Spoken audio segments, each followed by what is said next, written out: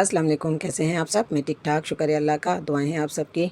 आज शामिर के स्कूल की तरफ से पिकनिक थी और 8:15 पे स्कूल पहुंचना था और आज इतने काम थे। छोटी बेटी के एग्ज़ाम भी स्टार्ट हो गए थे और हस्बैंड ने इमिग्रेशन जाना था। छोटी बेटी का चाइना का कार्ड नहीं बना था तो उसका वो कार्ड भी आज की अपॉइंटमेंट थी। तो आज हस्बैंड से कहा कि आज अपनी सारी कोचिंग वोचिंग सब कैंसिल करो, आज आप छोटी बेटी को भी देखो, क्योंकि मेरे इस बेटे को लेके जाना ज़रूरी था, क्योंकि इसका इस स्कूल में लास्ट ईयर है।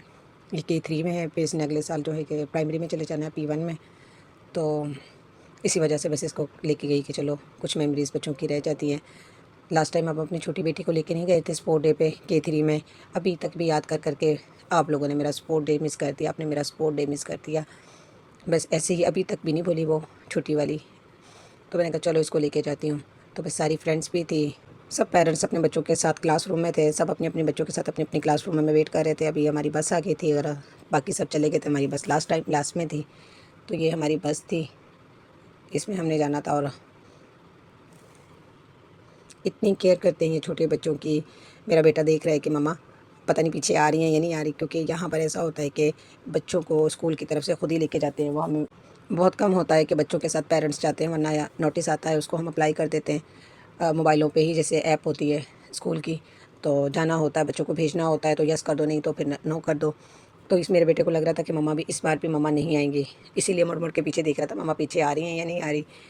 हर क्लास की अलग बस थी, तीनों क्लासों में सबकी तीनों की बड़ी बसें जो होती हैं वो सब अलग थीं। और ऐसे ही यहाँ पे सिस्टम होता है हर क्लास का, ऐसा नहीं है कि दो क्लासों को एक साथ बैठा दिया, चाहे स्पेस भी है, जगह भी खाली है, तब भी जो है अलग ही क्लासों का सिस्टम होगा। हर क्लास ने अलग अपने बस में बैठना है, उसकी टीचरें उसके साथ होंगी और बाकी क्लासों हम लोग इसमें थे। प्रिंसिपल भी हमारे साथ ही थी बड़ी क्लास में, ये अभी लास्ट ईयर है इनका। यहाँ सबके ही बच्चे मिक्स पढ़ते हैं, चाहे इंडियन है, पाकिस्तानी है, नेपाली है, बांग्लादेश का है या फिर साउथ अफ्रीका के हैं।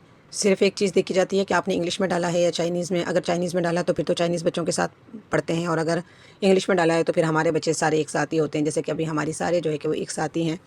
खैर यहाँ पे प्रिंसिपल सब एक हॉल में जमा हो गए, जितनी भी क्लासें थी, पेरेंट्स मॉर्निंग वाले, आफ्टरनून वाले, सब। तो फिर यहाँ से शुरू होता है इनका सिस्टम कि हर किसी का, हर कोई अपनी क्लास को अलग लेके जाता है। जिस जिस टीचर की क्लास होती है वो एक झंडा पकड़ लेता है, उस पर नंबर भी लिखा होता है, वही नंबर जो है बस का भी होता है, वही नंबर उस झंडे पे लिखा हुआ होता है, जो उसके हाथ में फ्लैग होता है छोटा सा, तो उसमें लिखा होता है। उसी बस में जाना होता है और उसी को ही फॉलो करना होता है, वो क्लास टीचर के पास होता है।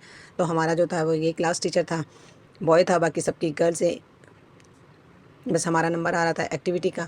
यहाँ पर बच्चों के साथ और पेरेंट्स के साथ गेम्स खेलनी थी। यहाँ पर ऐसा सिस्टम है कि बच्चों को माँ बाप के साथ और माँ बाप को बच्चों के साथ कनेक्ट किया जाता है। मतलब उनके बीच में बॉन्डिंग बनाई जाती है। छोटे छोटे बच्चों को गेम्स खिलाई जाती हैं पेरेंट्स के साथ, माँ बाप के साथ, और बच्चों को हग करना सिखाते हैं, मतलब यानी कि कनेक्ट करते हैं। जैसे एक होता है ना, न्यू बॉर्न बेबी होता है, जैसे वो बोर्न हुआ है और माँ के साथ अटैच करते हैं, स्किन के साथ, पेरेंट्स के साथ। यहाँ पर ऐसे बच्चों को क्लोज़ किया जाता है बच्चों के साथ। अभी हम गेम्स खेल रहे थे, एक एक बिस्किट का पैकेट था और वो रखा हुआ था, फिर उसके बाद क्लैपिंग करनी और जो गेम्स खेलनी, और उसके बाद देखना था कि माँ बाप जीतते हैं या फिर बच्चे एक्टिव हैं। तो वो गेम्स चल रही थी यहाँ पर, और भी हमने खेली बच्चों के साथ, बहुत मज़ा आया। यहाँ गेम्स में बहुत मज़ा आया, पर गर्मी बहुत थी आज।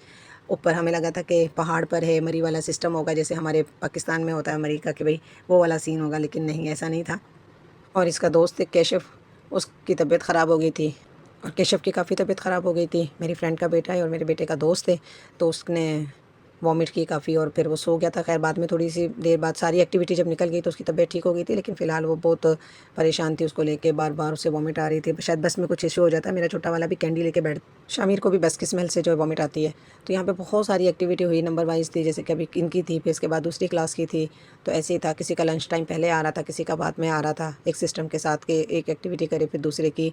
तो मैंने भी बच्चों के साथ बहुत एंजॉय किया, लेकिन यहाँ तक ही था, बस एक्टिविटी की तब तक की था। उसके बाद तो बहुत गर्मी थी और फिर नहीं दिल लग रहा था थोड़ा सा ना। पहाड़ के ऊपर है, आसमान के ऊपर इन्होंने ये बनाया हुआ है।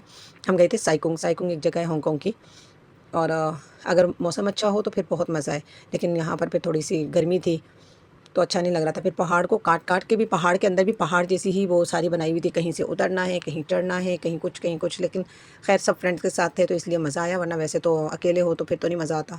लेकिन खूबसूरत बहुत है, पिक्चर के लिए बहुत खूबसूरत था। हमने जहाँ पिक्चर बनाई वो तो लग ही नहीं रहा था कि ये रियल है। ऐसा लग रहा था कि जैसे कोई सीनरी है पीछे और हम उसके सामने खड़े हुए हैं और वही जो है कि हम वहाँ पिक्चर बना रहे हैं। खूबसूरत तो खैर हांगकांग बहुत ज़्यादा है, और हमारे भी खैर खूबसूरती की कोई कमी नहीं है। कश्मीर चले जाओ, मरी चले जाओ, नथिया गली चले जाओ, और भी बहुत सारे हैं। यहाँ साइकिलिंग थी, बच्चों ने यहाँ पे साइकिलिंग की।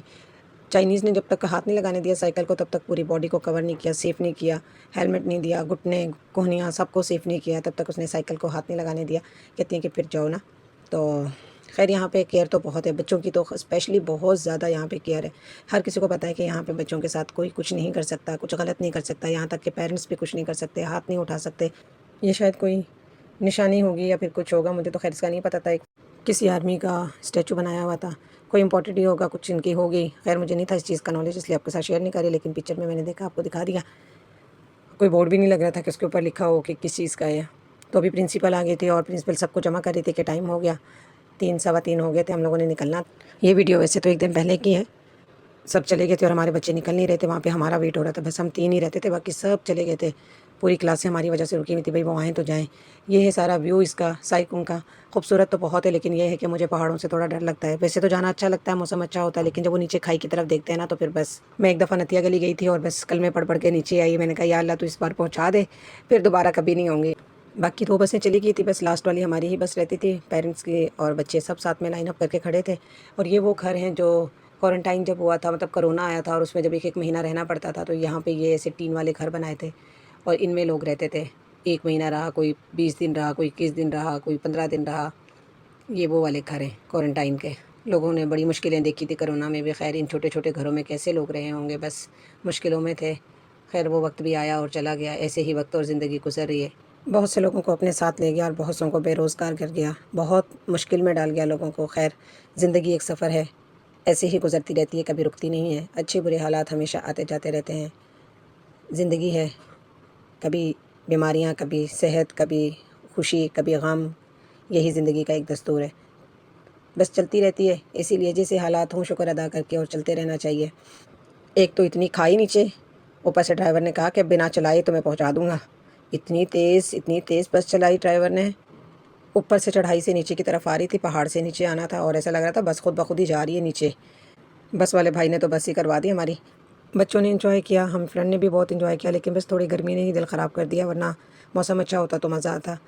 अच्छी मेमोरी बनी फ्रेंड्स के साथ, बच्चों के साथ, स्पेशली बच्चों के साथ अच्छा वो बना, बॉन्डिंग हुई। और आज का व्लॉग इतना ही, बस दुआ में याद रखिएगा, ख्याल रखिएगा।